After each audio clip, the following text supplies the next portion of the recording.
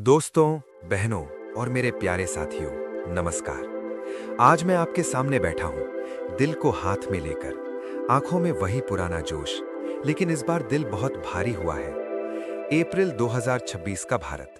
सोचिए जरा, दुनिया की सबसे तेज रफ्तार वाली अर्थव्यवस्था, जापान को पीछे छोड़कर तीसरी सबसे बड़ी बनने की राह पर। जीडीपी ग्रोथ 7% के आसपास, इंफ्रास्ट्रक्चर का जादू, सड़कें, railway, airport, nuclear mission, GST 2.0, सब कुछ चल रहा है। लेकिन दोस्तों, ये नंबर्स की दुनिया और असली दुनिया के बीच का फर्क, वही फर्क जो आपके और मेरे घर के बीच का है, वही फर्क जो दिल को छेद जाता है। भाइयों, याद है ना वो छोटा सा शहर का लड़का जो सुबह 5 बजे उठकर कोचिंग के बाहर लाइन में खड़ा रहता था? सपना था सरकारी नौकरी का या फिर एक अच्छी जॉब का जो घर चला सके। आज 2026 में वो लड़का अभी भी वहीं खड़ा है। सिर्फ उम्र बढ़ गई है, सपना टूट गया है। ग्रेजुएट बेरोजगारी 67% तक पहुंच गई है। पढ़े लिखे जवान सड़कों पर घूम रहे हैं, गिग इकोनॉमी के चक्कर में फंस गए हैं। ओला, उबर, स्विगी, रोज 12-14 घंटे, फिर भी घर का खर्चा पूरा नहीं होता। महंगाई ने कमर तोड़ दी है। दाल, सब्जी, पेट्रोल, सिलेंडर, हर चीज आसमान छू रही है।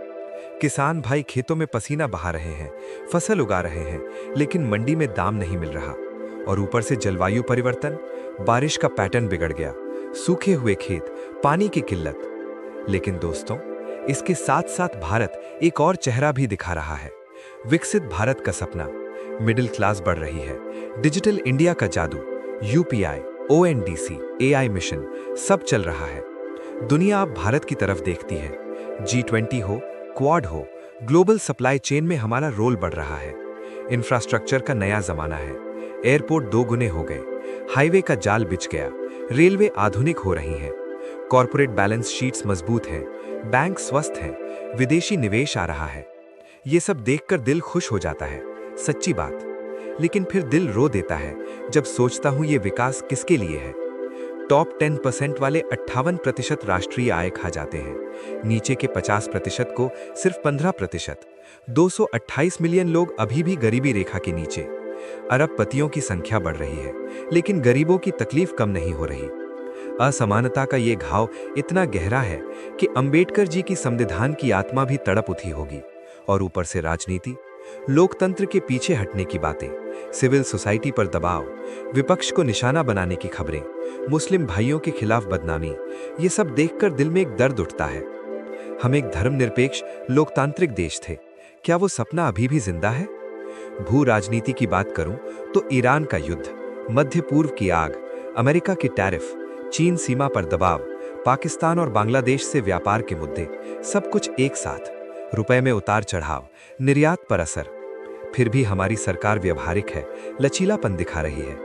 लेकिन आम आदमी वो क्या करे? वो तो रोज की रोटी के लिए लड़ रहा है। दोस्तों, मैं आज भावुक हो रहा हूं, क्योंकि भारत मेरा है, आपका है, हम सबका है। ये देश जिसने हर मुश्किल से लड़ाई लड़ी है, 1947 की आजादी, 1991 का उदारीकरण, 2020 की महामारी, आज भी लड़ रहा है। जवानी में उम्मीद है, ऊर्जा है, महत्वाकांक्षा है। लड़कियां अब ज्यादा पढ़ रही हैं, महिला श्रम बल भागीदारी बढ़ रही है, स्टार्टअप संस्कृति खिल रही है। लेकिन अगर ये विकास सिर्फ कुछ लोगों तक सीमित रहा, तो एक दिन ये सपना टूट जाएगा। सोचिए जरा, अगर हम सब मिलकर इस असमानता को, इस बेरोजगारी को, इस सामाजिक विभाजन को नहीं रोक पाए, तो ये तेज रफ्तार वाली गाड़ी कहीं पटरी से उतर न जाए। भारत की असली ताकत उसके लोग हैं, वो मजदूर जो सुबह से शाम तक मेहनत करता है, वो किसान जो अन्नदाता है, वो शिक्षक जो बच्चों को सपने सिखाता है, वो डॉक्टर, इंजीनियर जो रात दिन जुटे हुए हैं। मेरे प्यारे दोस्तों, आज मैं आपसे दिल से कह रहा हूं, भारत बदल रहा है, लेकिन बदलना सिर्फ नंबर्स में नहीं, दिल में भी होना चाहिए। सबका साथ, सबका विकास, ये न सिर्फ नारा हो, हकीकत बने। उम्मीद मत छोड़िए, ये देश कभी नहीं रुकता। मैं आज भी आपके साथ हूं, इस देश की कहानी सुनाने के लिए, इसके दर्द को महसूस करने के लिए। जय हिंद, जय भारत।